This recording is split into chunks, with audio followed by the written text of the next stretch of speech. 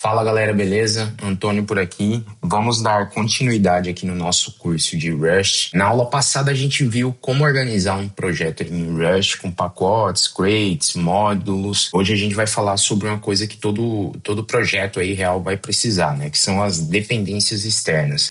Você tem que imaginar que ninguém escreve tudo do zero, né? Então você vai precisar fazer uma requisição HTTP, vai ter uma crate que vai te ajudar a realizar isso. Você vai precisar, de repente, serializar um JSON, também vai ter uma crate ali que vai te ajudar nisso. E se você precisa, por exemplo, de um runtime assíncrono, também tem uma crate que vai te ajudar nesse ponto. O ecossistema do Rush, ele vive no Crates.io. Então, o Crates.io, ele é como se fosse aí o NPM do Node, né? Ou PyPy aí do Python, para quem vem do Python. Hoje tem, sei lá, mais de 150 mil crates já. E o exemplo que a gente vai seguir hoje, ele vai ser totalmente prático. Então eu vou criar aqui com vocês um projetinho que vai buscar dados aí de uma API externa, vai converter o JSON para um struct e vai imprimir um resultado. A gente vai acabar usando muita coisa que a gente já estudou até agora. Então no caminho você vai aprender tudo que você precisa saber aí sobre dependências. Bora lá. A gente vai começar aqui no nosso projeto.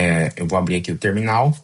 E nós vamos criar um novo projeto, beleza? Então eu vou chamar esse projeto de buscador. A gente vai usar aqui o cargo. Então, cargo new buscador, criamos o projeto. E aí eu vou abrir o projeto e coisas que eu quero que você entenda. A gente já vai direto aqui no cargo Toml.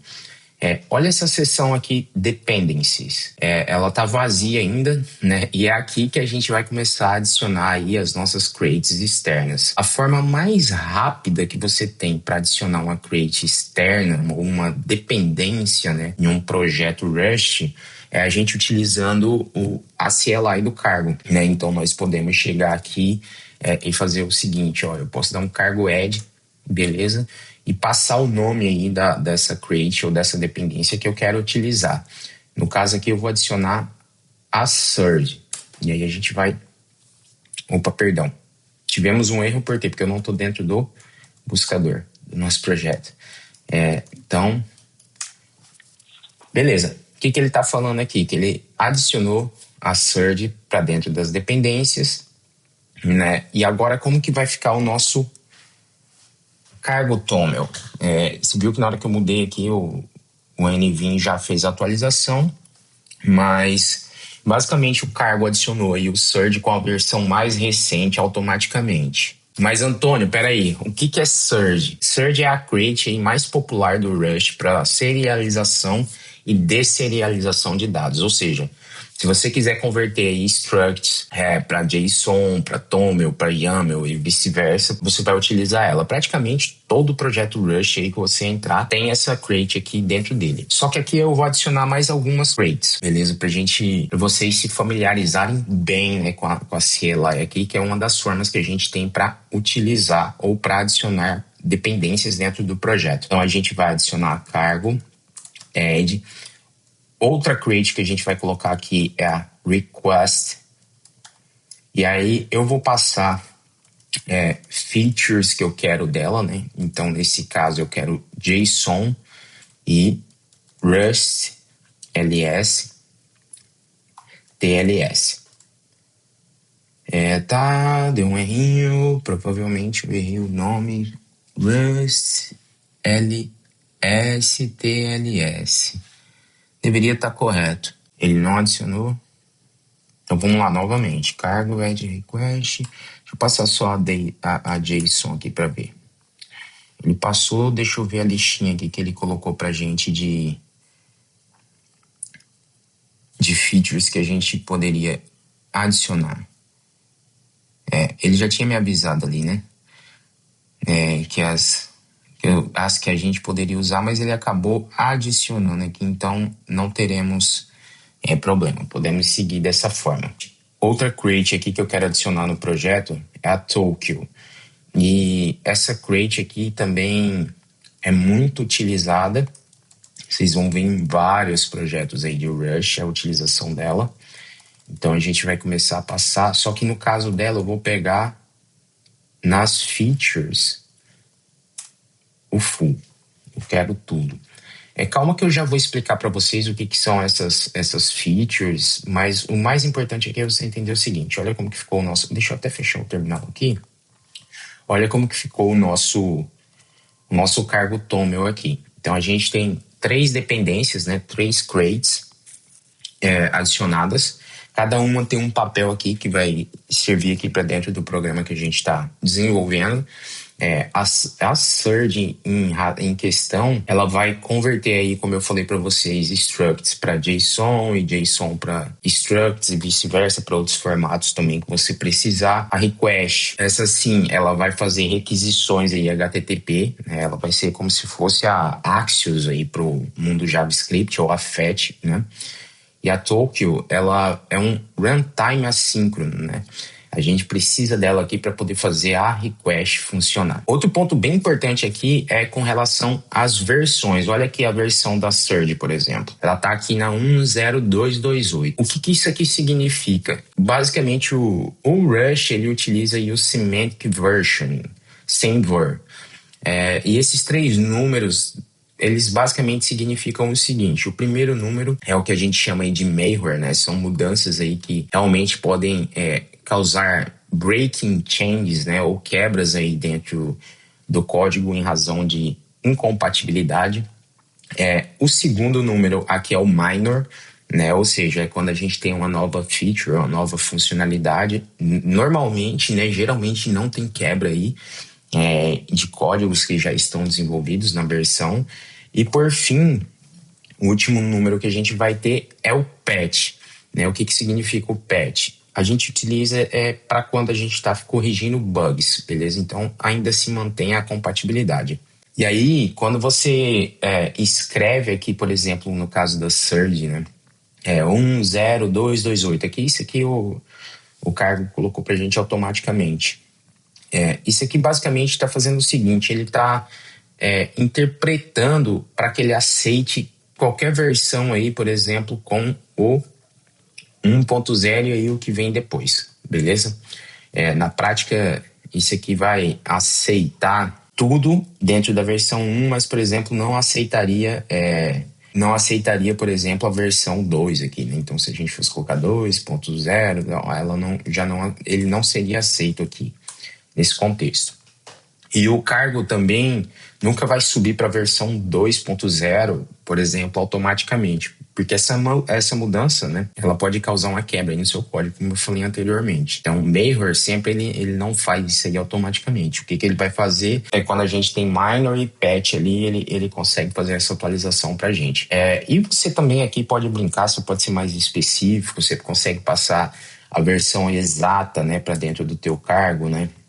Utilizando aí o igual, você também consegue passar qualquer versão, por exemplo, utilizando aí o nosso till, né, esse acento, ou a gente pode ter também sem restrição de minor, né? Então a gente consegue simplificar utilizando assim. O meu check aqui ainda vai continuar funcionando, mas vamos deixar imputada essa versão aqui com esse patch no 228. Na maioria dos casos, né, o padrão do cargo Edge, ele sempre está usando o circunflexo, que é tipo a mesma forma que você está imputando ali você está imputando que o cargo vai aceitar qualquer versão compatível, né, nessa escala aí do Major 1 e no Minor 0. E o que vier de patch, etc., ele vai aceitar. Agora eu quero falar um pouco para vocês que realmente sobre esses features, né, que a gente passou dentro do nosso comando, e aqui você está vendo que ele está sendo passado aqui dentro dessas chaves. O que são as features aqui, né? Então as features, elas são funcionalidades opcionais de uma crate. Por que opcionais? Porque nem todo mundo precisa de tudo, né? Então na Surge aqui no caso da Surge, eu acabei não tendo nenhuma feature opcional colocada, mas se você observar a request, por exemplo, ela consegue fazer requisições HTTP básicas, mas se digamos que a gente precise converter a resposta aí direto para JSON, aí eu preciso ligar essa feature aqui que é a JSON, né? E se eu quisesse, por exemplo, utilizar o TLS nativo do Rush ali ao invés do OpenSSL aqui do sistema, Aí a gente ligaria ali a Rust LS TLS. Então pensa como se fosse o seguinte, pensa como se fosse uns opcionais de carro, né? O carro base, ele anda, mas se você quiser, por exemplo, um ar-condicionado, aí tu vem aqui e coloca feature ar-condicionado. Se você quisesse com teto solar, você vem aqui e coloca feature do teto solar. E aí esse que é o bom aqui do Rush, né? A gente só paga pelo que a gente usa, né? E se você vier aqui na Tokyo, eu passei basicamente que eu queria o pacote aí full, né? Então, ou seja, eu quero tudo, quero o pacote completo, liga tudo para mim de uma vez. Em produção, aqui é uma nota interessante de falar que em produção a gente costuma ligar somente o que realmente a gente precisa, beleza? E com isso, com menos features ativas aí, a compilação acaba sendo mais rápida e o binário vai ser menor. É uma dor aí do Rush, é o tempo nosso de compilação e às vezes o tamanho que o binário nosso fica. E o Surge também tem uma feature que é importantíssima aí para a gente utilizar, e essa feature a gente tem que adicionar, acabei esquecendo aqui, mas ela é o seguinte, a gente vai passar aqui, ó, features derive, de novo, cadê? Add feed, Surge derive, beleza. O que acontece? Sem um derive aqui, o Surge ele não vai deixar a gente utilizar aquela derive deserialize dentro das nossas structs. E aí essa aqui, de fato, é a feature que você vai... Tipo, eu acho que nunca vi um projeto que ninguém tenha ligado aí a derive para deserializar dados. É muito utilizado e a gente precisa muito delas. Mas então vamos começar a entrar aqui na parte prática. Vou fechar aqui o terminal. Vamos abrir aqui o nosso main. A gente tem aqui nosso bom e velho Hello World. E o que eu vou começar criando aqui, né?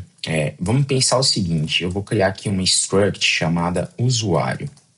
E aí, quais propriedades aí a gente vai trazer para dentro dessa struct? Eu vou trazer aqui um login. Nesse caso, esse login vai ser uma string. Eu vou trazer aqui também um name.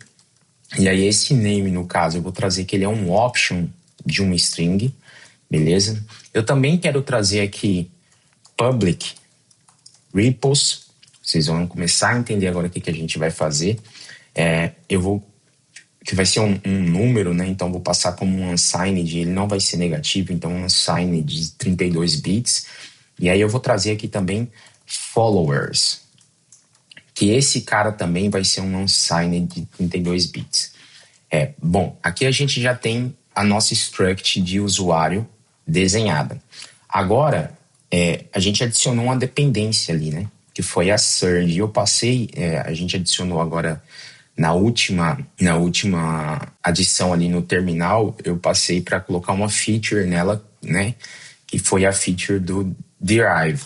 E agora a gente vai começar a utilizar essa feature. Como que a gente vai usar ela? Eu vou fazer aqui, como a gente na aula passada fez com as nossos próprios pacotes, bibliotecas e módulos, né?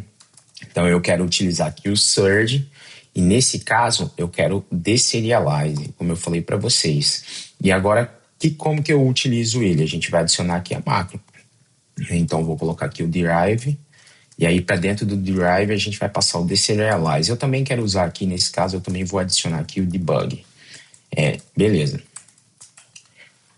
Estamos criado aqui. A gente tem que entender o seguinte, deserialize aqui, no caso, está vindo aí do Surge, beleza? Que a gente adicionou lá no topo do arquivo. Então, ele está dizendo aqui para o Rush, basicamente, ó, esse struct de usuário, ele pode ser criado a partir de JSON, beleza? Aí o Surge vai olhar aí para dentro dessa struct, os nomes de campos, né? No caso, login, nome, public repos e, no fim, followers. E automaticamente vai mapear tudo isso aqui pra gente dentro de um JSON. No option aqui de string de name, tem um ponto interessante.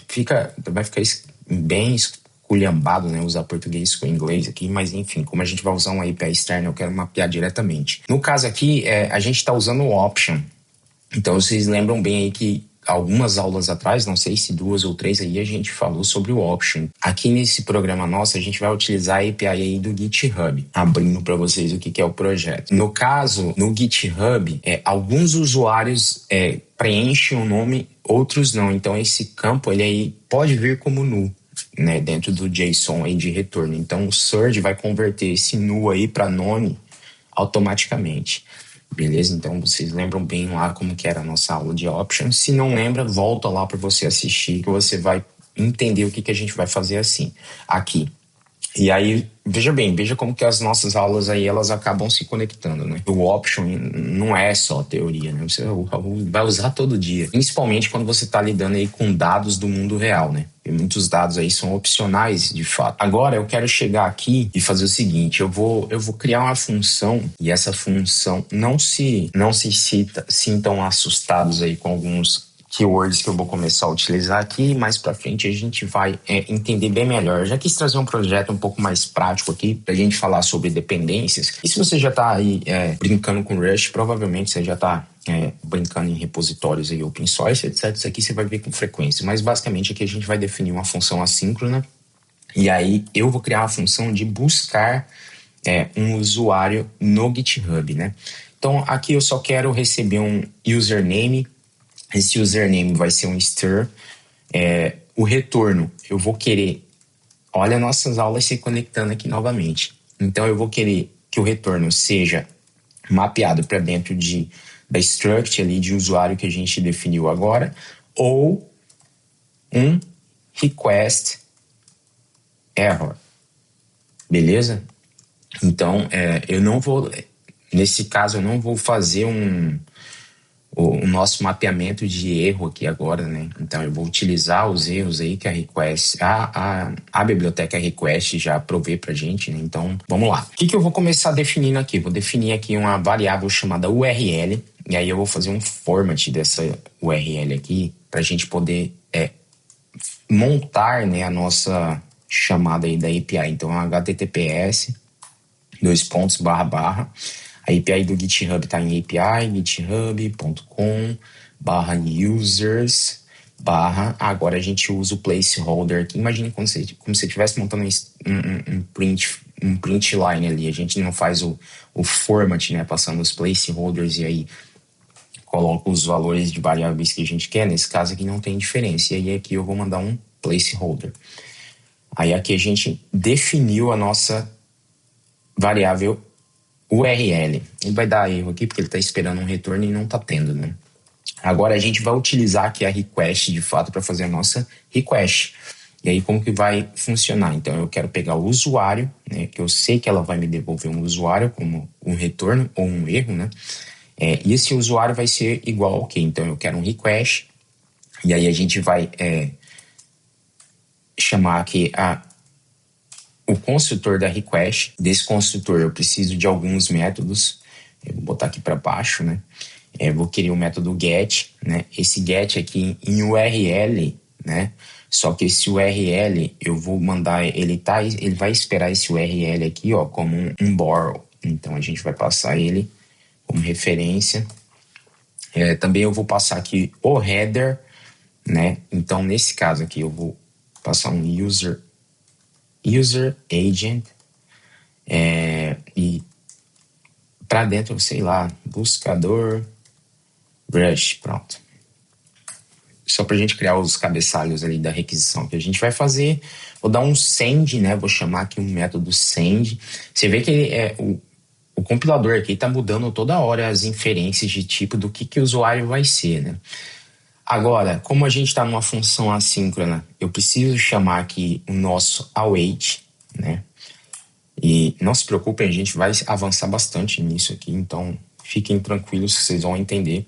A gente vai passar para ele, né, deserializar isso aqui pra gente dentro de um JSON, né? Mas do que? De usuário, perfeito. Então ele fornece pra gente essa função aqui, né, pra gente chamar. E aí essa função também pode ser, ela é uma função que vai ser assíncrona, né? Então eu vou chamar de novo aqui o nosso await. Show? E aí, como um bom e velho result, a gente vai devolver aqui o nosso usuário. Opa. Essa aqui é a nossa função. Está definida, acabou nossos erros.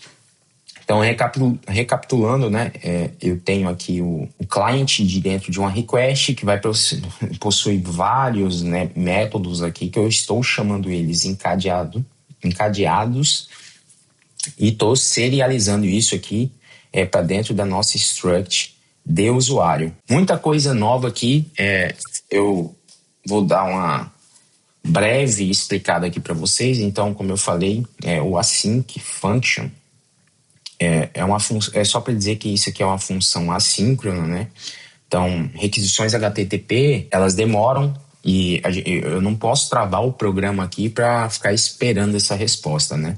Então, quando eu uso aqui a instrução do await, o que eu estou fazendo, né? Eu estou dizendo aqui para essa minha expressão aqui, basicamente esperar a operação assíncrona terminar. Então, cada await aqui é um ponto onde o programa poderia fazer outras coisas enquanto espera, né? Se você lembrar aqui bem na aula de Result, a gente utilizou a interrogação. E se você lembrar bem, isso aqui significa basicamente o seguinte: se der erro em qualquer etapa aqui, retorna imediatamente esse erro para mim.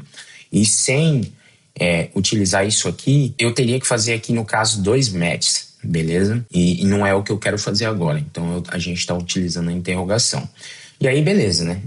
Isso aqui vai retornar ali o request error, que é uma implementação de erro aí da própria lib request, da própria dependência ou crate request. Você pode entrar lá dentro do crates.io, né? E dar uma checada, aí você vai achar o GitHub deles, você pode ver ali a documentação deles também, vai ter essa implementação lá. Agora, a gente precisa alterar o nosso main, para a gente poder executar aqui o nosso programa. Nosso main vai ficar um pouco diferente do que vocês já estão acostumados. Isso porque a gente vai utilizar aqui a Tokyo, né? E nesse caso ela vai transformar a nossa função main aí em uma função assíncrona, né?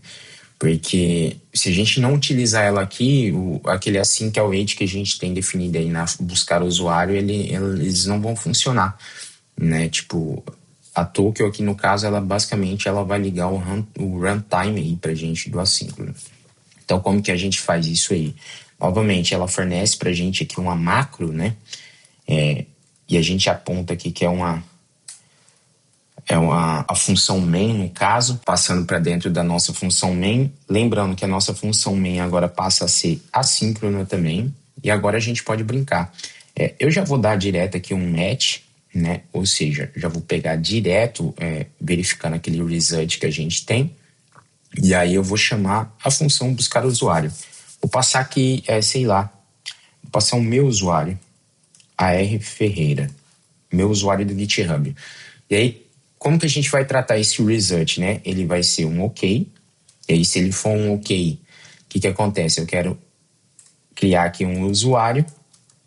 E aí a gente vai fazer isso dentro de um bloco, né?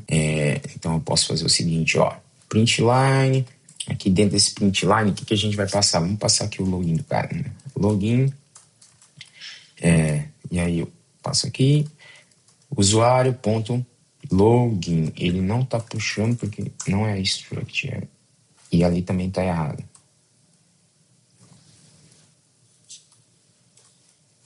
Aqui acabou. Oh, meu Deus. Acabou ficando com U maiúsculo e aí a gente não conseguiu acessar o método login que deveria. Além disso, o que a gente vai fazer? Eu vou dar um match dentro do usuário.name. E aí dentro desse match, o que a gente quer pegar? Porque lembra que ele é um option, né? Então eu tenho um sum, que se tiver um sum aqui a gente vai encontrar o nome do cara. Aí se tiver o nome, a gente consegue dar um print line aqui no name. Vamos botar em português, né? Nome vai ser no caso aqui o name. Ou a gente tem um none, né? E aí nesse caso do none a gente pode passar o nome como não informado, né? Então vamos lá, nome. Passo o placeholder aqui. Nome. Aí, no caso, eu já escrevo direto aqui, ó, não informado. Show. Aqui a gente já fez né, o match aqui em cima de login. O login eu já sei, né, basicamente, qual que é. E aí, em cima da propriedade de nome. Mas eu quero ainda pegar mais duas informações que a gente tem na nossa struct ali, né, que são os public repos e os followers. Então, vamos lá, ó. Print line. Aí, nesse caso aqui, ó, repos públicos. Aí a gente pode passar no nosso placeholder, pegar o usuário, ponto, public repos. E a gente também pode fazer em cima dos followers, né? Seguidores, passamos aqui o nosso placeholder e aí vem usuário, ponto, followers. Show de bola. Aqui é um, pronto. Agora, aqui a gente tratou o nosso caso de ok, né? O nosso caso de sucesso ali dentro do result da função. Nós precisamos ainda fazer o quê? A gente precisa tratar aqui o nosso caso de erro. Nesse caso, eu vou pegar o error e vou jogar ele para dentro de um bloco só para a gente imprimir um erro aqui, né? Na realidade, eu posso fazer assim, erro ao buscar usuário. E aí passo o erro aqui e a gente usa o placeholder, que aliás, a variável que a gente definiu ali em cima. Bom, agora é hora da gente brincar. Primeiro eu vou salvar aqui, vou ver se tem problemas, né? Ele provavelmente vai ter problemas. O primeiro problema é que eu preciso informar, né, que isso aqui é um await, né? Senão ele não vai conseguir pegar. E o erro aqui também é que eu não defini como erro, e sim error. Vamos lá, vamos executar o nosso programinha. Então, vou acessar aqui o diretório do buscador. E agora, cargo run. Lembra que eu tenho um alias aqui, né? Ele vai instalar as dependências e vai executar aí a busca dentro do meu usuário lá na API do GitHub. E vamos aguardar um pouquinho aqui até que ele finalize. Ele está fazendo a compilação, né, de todas as libs e das dependências dessas libs. Olha lá, ele achou meu usuário, eu tenho meu nome preenchido, tenho 93 repositórios públicos e 70 seguidores. Então, você percebe aqui, com 3 crates que a gente utilizou, né, a surge, a request e a token, a gente fez uma requisição HTTP, parseou o JSON, né, que é retornado ali pelo GitHub, pela API do GitHub, extraímos esses dados para dentro de um struct tipado aí em Rush, né, e tudo com a nossa segurança aqui nos chips e etc, né, e com tratamento de erro também, porque se eu pegar aqui, vai ser sorte se existir, né, deixa eu pegar aqui e passar aqui a Ferreira 4, vamos ver se existe, né, vamos acessar nosso diretório, ele vai executar, está fazendo a request para dentro do GitHub, erro buscar o usuário, né? Ele deu um erro aqui no decoding, né, do response body, mas com esse usuário não existe, né? Então, como eu falei, a gente está usando aqui a gente está utilizando um tipo de erro aqui da request, mas a gente teria que pegar na API do GitHub, né, checar a documentação deles, ver como que eles retornam quando o usuário não é encontrado, e aí a gente fazia a tratativa e utilizava a nossa própria implementação aí, né, de retorno, né, a gente poderia criar um Inan, enfim, e tudo isso aí vocês já estão careca de saber.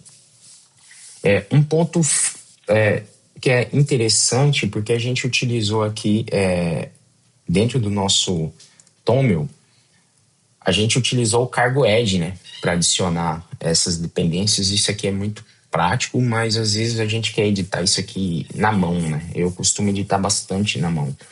E aí funciona da mesma forma, né? A gente poderia chamar diversas dependências aqui escrevendo diretamente na mão e não teria problema nenhum. Também é interessante passar para você que o cargo, da mesma forma que a gente tem o add, a gente também tem o remove, né? Então você consegue dar aqui o cargo remove surge e ele vai pegar, sempre esqueço de acessar esse diretório, e ele vai pegar e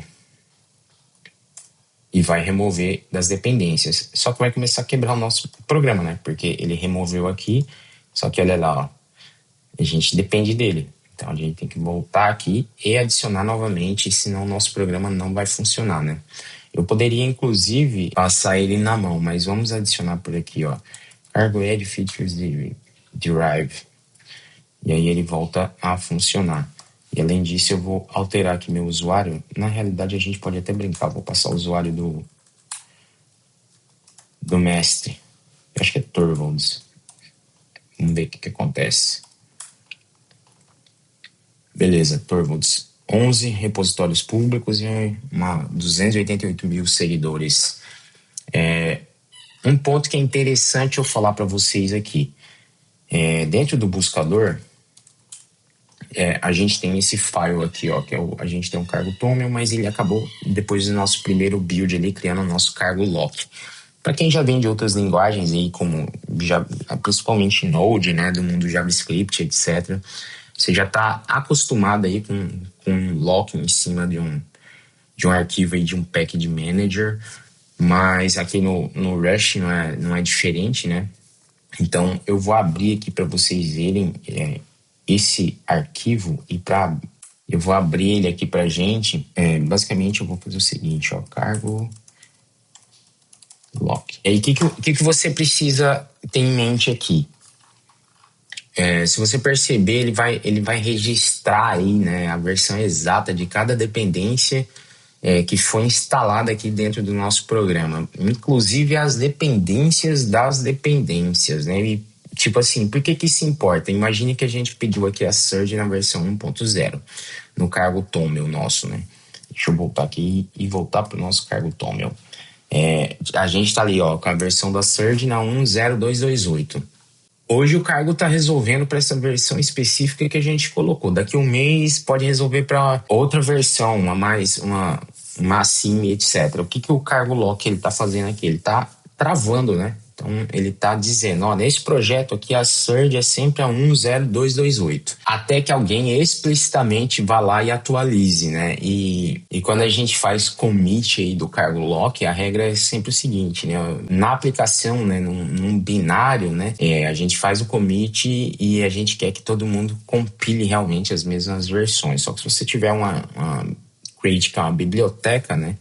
Aí a gente já nem sobe esse cargo lock, porque, tipo, quem depende da sua lib vai resolver, né, as próprias versões ali. Mas para atualizar dependências, a gente também tem um comando no cargo, né? Então não tem muita dificuldade. A gente pode dar um cargo update, ou a gente pode passar explicitamente qual que é a lib que como a gente adicionou tudo agora e eu, deixei, né, o cargo lidar com as versões mais recentes, não tem problema, mas a gente pode fazer o update de uma lib em específico, né? Eu poderia adicionar aqui, por exemplo, o Rapina, né? E ele vai adicionar, vai trazer todas as features, né? Não vai trazer todas as features, mas a gente poderia, porque são opcionais, né?